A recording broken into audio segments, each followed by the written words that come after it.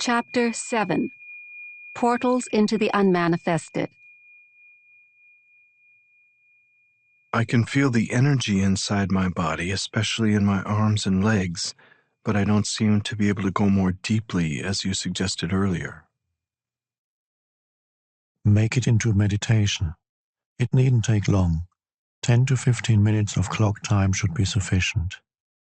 Make sure first that there are no external distractions such as telephones or people who are likely to interrupt you. Sit on a chair, but don't lean back. Keep the spine erect. Doing so will help you stay alert. Alternatively, choose your own favorite position for meditation. Make sure the body is relaxed. Close your eyes. Take a few deep breaths. Feel yourself breathing into the lower abdomen, as it were. Observe how it expands and contracts slightly with each in and out breath. Then become aware of the entire inner energy field of the body. Don't think about it. Feel it. By doing this, you reclaim consciousness from the mind. If you find it helpful, use the light visualization I described earlier.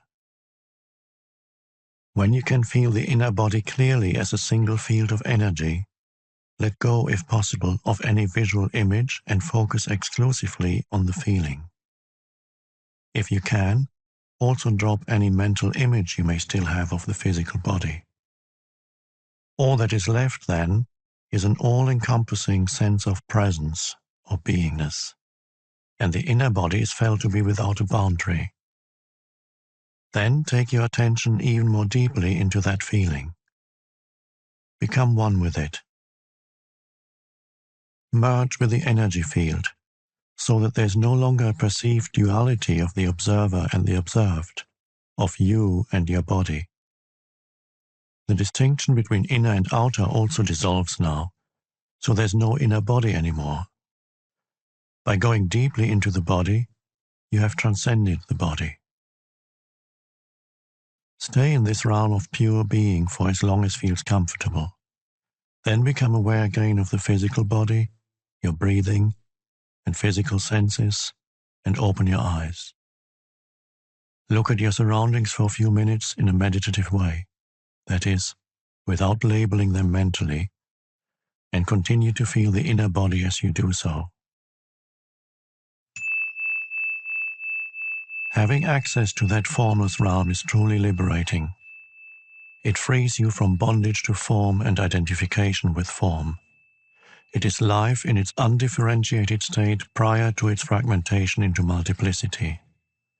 We may call it the unmanifested, the invisible source of all things, the being within all beings. It is a realm of deep stillness and peace, but also of joy and intense aliveness. Whenever you are present, you become transparent, to some extent, to the light, the pure consciousness that emanates from this source. You also realize that the light is not separate from who you are, but constitutes your very essence. Is the unmanifested what in the East is called chi, a kind of universal life energy? No, it isn't. The unmanifested is the source of chi. Chi is the inner energy field of your body. It is the bridge between the outer you and the source. It lies halfway between the manifested, the world of form, and the unmanifested. Chi can be likened to a river or an energy stream. If you take the focus of your consciousness deeply into the inner body, you are tracing the course of this river back to its source.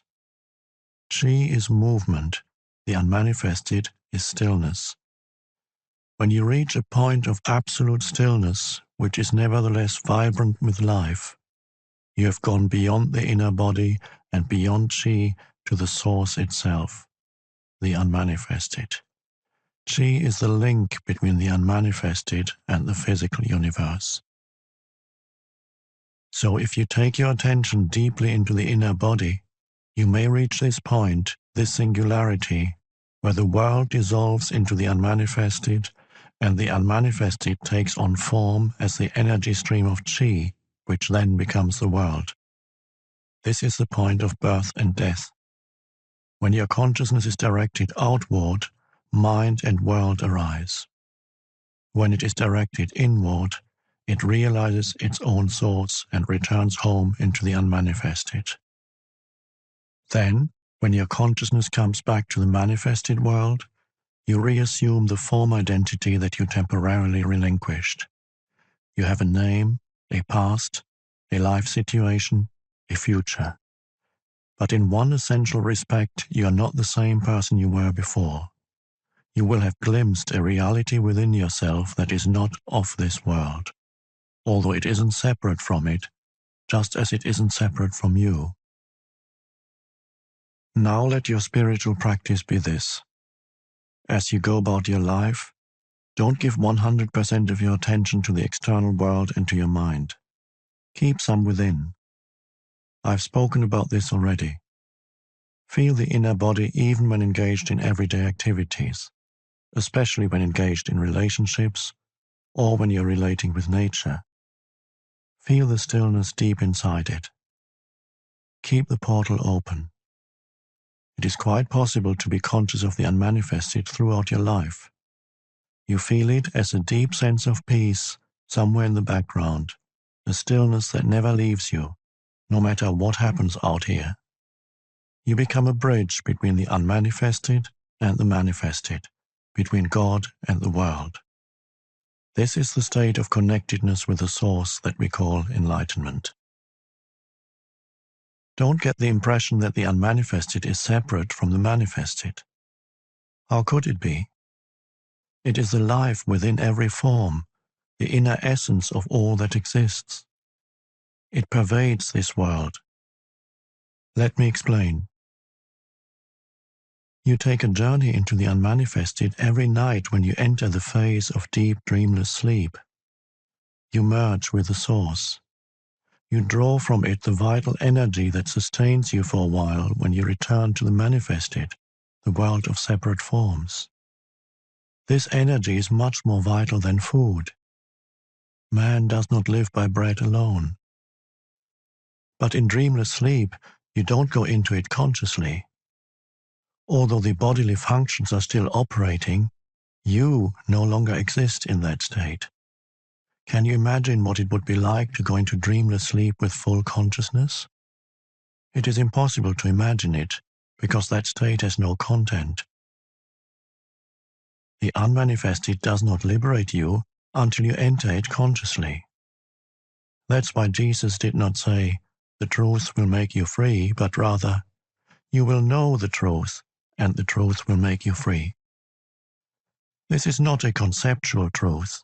It is the truth of eternal life beyond form, which is known directly or not at all. But don't attempt to stay conscious in dreamless sleep. It is highly unlikely that you will succeed. At most, you may remain conscious during the dream phase, but not beyond that. This is called lucid dreaming, which may be interesting and fascinating, but it is not liberating. So use your inner body as a portal through which you enter the unmanifested, and keep that portal open so that you stay connected with the source at all times. It makes no difference as far as the inner body is concerned, whether your outer physical body is old or young, frail or strong. The inner body is timeless. If you are not yet able to feel the inner body, use one of the other portals, although ultimately they are all one. Some I have spoken about at length already, but I'll mention them again briefly here. The now can be seen as the main portal. It is an essential aspect of every other portal, including the inner body. You cannot be in your body without being intensely present in the now. Time and the manifested are as inextricably linked as are the timeless now and the unmanifested. When you dissolve psychological time through intense present moment awareness, you become conscious of the unmanifested both directly and indirectly. Directly, You feel it as the radiance and power of your conscious presence. No content, just presence.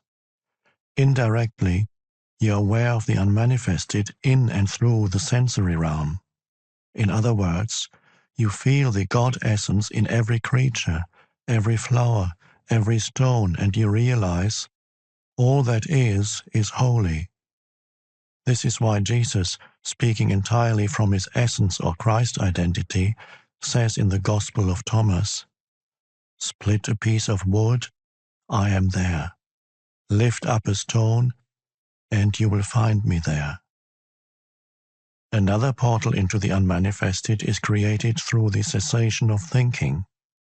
This can start with a very simple thing, such as taking one conscious breath, or looking, in a state of intense alertness, at a flower, so that there's no mental commentary running at the same time. There are many ways to create a gap in the incessant stream of thought. This is what meditation is all about. Thought is part of the realm of the manifested. Continuous mind activity keeps you imprisoned in the world of form and becomes an opaque screen that prevents you from becoming conscious of the unmanifested, conscious of the formless and timeless God essence in yourself and in all things and all creatures. When you're intensely present, you don't need to be concerned about the cessation of thinking, of course, because the mind then stops automatically. That's why I said the now is an essential aspect of every other portal. Surrender, the letting go of mental emotional resistance to what is, also becomes a portal into the unmanifested. The reason for this is simple. Inner resistance cuts you off from other people, from yourself, from the world around you. It strengthens the feeling of separateness on which the ego depends for its survival. The stronger the feeling of separateness, the more you're bound to the manifested, the world of separate forms. The more you're bound to the world of form, the harder and more impenetrable your form identity becomes. The portal is closed, and you are cut off from the inner dimension, the dimension of depth. In the state of surrender, your form identity softens and you become somewhat transparent, as it were, so the unmanifested can shine through you. It's up to you to open a portal in your life that gives you conscious access to the unmanifested. Get in touch with the energy field of the inner body, be intensely present, disidentify from the mind, surrender to what is. These are all portals you can use, but you only need to use one. Surely love must also be one of those portals? No, it isn't. As soon as one of the portals is open, love is present in you as the feeling realization of oneness. Love isn't a portal. It's what comes through the portal into this world. As long as you're completely trapped in your form identity, there can be no love. Your task is not to search for love, but to find a portal through which love can enter. Are there any other portals apart from those you just mentioned? Yes, there are. The unmanifested is not separate from the manifested. It pervades this world, but it is so well disguised that almost everybody misses it completely. If you know where to look, you'll find it everywhere. A portal opens up every moment. Do you hear that dog barking in the distance? Or that car passing by? Listen carefully. Can you feel the presence of the unmanifested in that? You can't? Look for it in the silence out of which the sounds come and into which they return. Pay more attention to the silence than to the sounds. Paying attention to outer silence creates inner silence. The mind becomes still. A portal is opening up. Every sound is born out of silence, dies back into silence, and during its lifespan is surrounded by silence. Silence enables the sound to be. It is an intrinsic but unmanifested part of every sound, every musical note, every song, every word. The unmanifested is present in this world as silence. This is why it has been said that nothing in this world is so like God as silence. All you have to do is pay attention to it. Even during a conversation, become conscious of the gaps between words, the brief silent intervals between sentences. As you do that, the dimension of stillness grows within you. You cannot pay attention to silence without simultaneously becoming still within. Silence without, stillness within. You have entered the unmanifested. Just as no sound can exist without silence, nothing can exist without no thing, without the empty space that enables it to be. Every physical object or body has come out of nothing, is surrounded by nothing, and will eventually return to nothing. Not only that, but even inside every physical body, there's far more nothing than something. Physicists tell us that the solidity of matter is an illusion. Even seemingly solid matter, including your physical body, is nearly 100% empty space. So vast are the distances between the atoms compared to their size. What is more, even inside every atom there's mostly empty space. What is left is more like a vibrational frequency than particles of solid matter, more like a musical note. Buddhists have known that for over 2,500 years. Form is emptiness. Emptiness is form, states the Heart Sutra, one of the best-known ancient Buddhist texts. The essence of all things is emptiness. The unmanifested is not only present in this world as silence, it also pervades the entire physical universe as space, from within and without. This is just as easy to miss as silence. Everybody pays attention to the things in space, but who pays attention to space itself? You seem to be implying that emptiness or nothing is not just nothing, that there is some mysterious quality to it. What is this nothing? You cannot ask such a question. Your mind is trying to make nothing into something. The moment you make it into something, you've missed it. Nothing, space, is the appearance of the unmanifested as an externalized phenomenon in a sense-perceived world. That's about as much as one can say about it, and even that is a kind of paradox. It cannot become an object of knowledge. You can't do a PhD on nothing. When scientists study space, they usually make it into something and thereby miss its essence entirely. Not surprisingly, the latest theory is that space isn't empty at all, that it is filled with some substance. Once you have a theory, it's not too hard to find evidence to substantiate it, at least until some other theory comes along. Nothing can only become a portal into the unmanifested for you if you don't try to grasp or understand it. Isn't that what we're doing here? Not at all. I'm giving you pointers to show you how you can bring the dimension of the unmanifested into your life. We're not trying to understand it. There's nothing to understand. Space has no existence. To exist literally means to stand out. You cannot understand space because it doesn't stand out.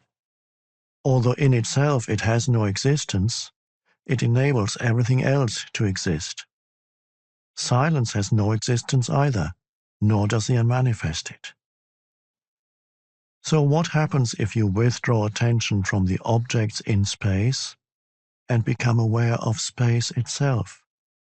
What is the essence of this room? The furniture, pictures, and so on are in the room, but they are not the room. The floor, walls, and ceiling define the boundary of the room, but they are not the room either. So what is the essence of the room? Space, of course. Empty space. There would be no room without it. Since space is nothing, we can say that what is not there is more important than what is there. So become aware of the space that is all around you. Don't think about it. Feel it, as it were. Pay attention to nothing. As you do that, a shift in consciousness takes place inside you. Here's why. The inner equivalent to objects in space, such as furniture, walls, and so on, are your mind objects, thoughts, emotions, and the objects of the senses. And the inner equivalent of space is the consciousness that enables your mind object to be, just as space allows all things to be. So if you withdraw attention from things, objects in space, you automatically withdraw attention from your mind objects as well. In other words, you cannot think and be aware of space, or of silence for that matter. By becoming aware of the empty space around you, you simultaneously become aware of the space of no mind, of pure consciousness, the unmanifested. This is how the contemplation of space can become a portal for you. Space and silence are two aspects of the same thing, the same no thing. They are an externalization of inner space and inner silence, which is stillness, the infinitely creative womb of all existence. Most humans are completely unconscious of this dimension. There is no inner space, no stillness. They are out of balance. In other words, they know the world, or think they do, but they don't know God. They identify exclusively with their own physical and psychological form, unconscious of essence. And because every form is highly unstable, they live in fear. This fear causes a deep misperception of themselves and of other humans, a distortion in their vision of the world. If some cosmic convulsion brought about the end of our world, the unmanifested would remain totally unaffected by this. A Course in Miracles expresses this truth poignantly. Nothing real can be threatened. Nothing unreal exists. Herein lies the peace of God. If you remain in conscious connection with the unmanifested, you value, love, and deeply respect the manifested and every life form in it as an expression of the one life beyond form.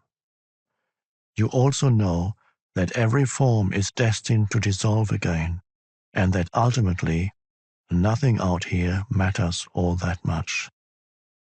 You have overcome the world, in the words of Jesus, or as the Buddha put it, you have crossed over to the other shore.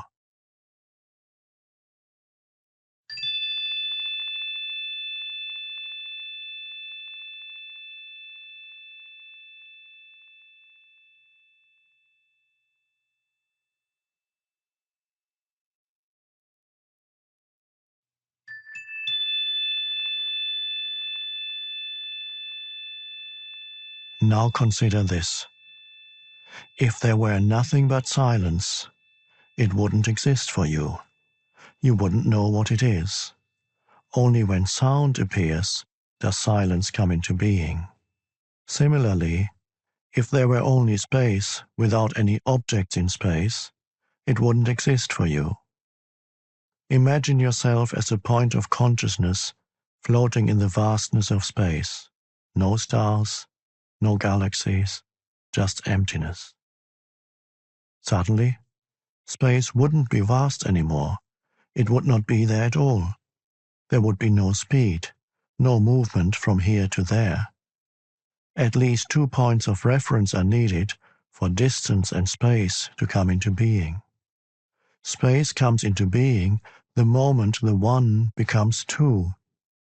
And as two become the 10,000 things, as Lao Tse calls the manifested world, space becomes more and more vast.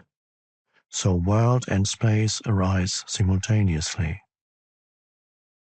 Nothing could be without space, yet space is nothing.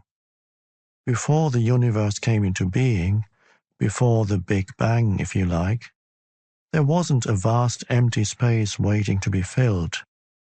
There was no space, as there was no thing. There was only the unmanifested, the One. When the One became the 10,000 things, suddenly space seemed to be there and enabled the many to be. Where did it come from? Was it created by God to accommodate the universe? Of course not. Space is no thing, so it was never created. Go out on a clear night and look up at the sky. The thousands of stars you can see with the naked eye are no more than an infinitesimal fraction of what is there. 1,000 million galaxies can already be detected with the most powerful telescopes. Each galaxy an island universe containing thousands of millions of stars.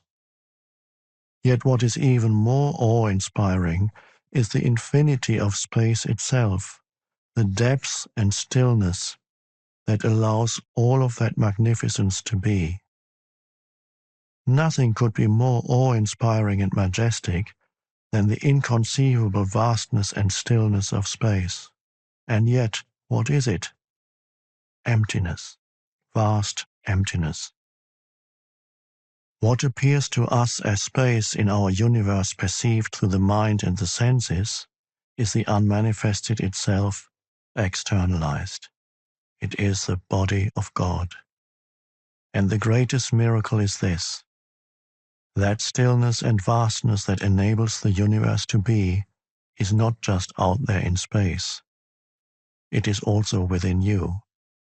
When you are utterly and totally present, you encounter it as the still inner space of no mind. Within you, it is vast in depth, not in extension. Spatial extension is ultimately a misperception of infinite depth, an attribute of the one transcendental reality. According to Einstein, space and time are not separate. I don't really understand it, but I think he is saying that time is the fourth dimension of space. He calls it the space-time continuum. Yes, what you perceive externally as space and time are ultimately illusory, but they contain a core of truth. They are the two essential attributes of God, infinity and eternity, perceived as if they had an external existence outside you. Within you, both space and time have an inner equivalent that reveals their true nature as well as your own. Whereas space is the still, infinitely deep realm of no mind, the inner equivalent of time is presence, awareness of the eternal now. Remember that there is no distinction between them. When space and time are realized within as the unmanifested, no mind and presence, external space and time continue to exist for you, but they become much less important. The world, too, continues to exist for you, but it will not bind you anymore. Hence, the ultimate purpose of the world lies not within the world, but in transcendence of the world. Just as you would not be conscious of space if there were no objects in space, the world is needed for the unmanifested to be realized. You may have heard the Buddhist saying, if there were no illusion, there would be no enlightenment. It is through the world and ultimately through you that the unmanifested knows itself. You are here to enable the divine purpose of the universe to unfold. That is how important you are. Apart from dreamless sleep, which I mentioned already, there is one other involuntary portal. It opens up briefly at the time of physical death. Even if you have missed all the other opportunities for spiritual realization during your lifetime, one last portal will open up for you immediately after the body has died. There are countless accounts by people who had a visual impression of this portal as radiant light, and then returned from what is commonly known as a near-death experience. Many of them also spoke of a sense of blissful serenity and deep peace. In the Tibetan Book of the Dead, it is described as the luminous splendor of the colorless light of emptiness, which it says is your own true self. This portal opens up only very briefly, and unless you have already encountered the dimension of the unmanifested in your lifetime, you will likely miss it. Most people carry too much residual resistance, too much fear, too much attachment to sensory experience, too much identification with the manifested world. So they see the portal, turn away in fear, and then lose consciousness. Most of what happens after that is involuntary and automatic. Eventually, there will be another round of birth and death. Their presence wasn't strong enough yet for conscious immortality.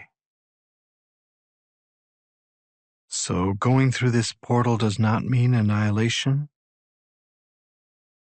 As with all the other portals, your radiant true nature remains, but not the personality. In any case, whatever is real or of true value in your personality is your true nature shining through. This is never lost. Nothing that is of value, nothing that is real, is ever lost.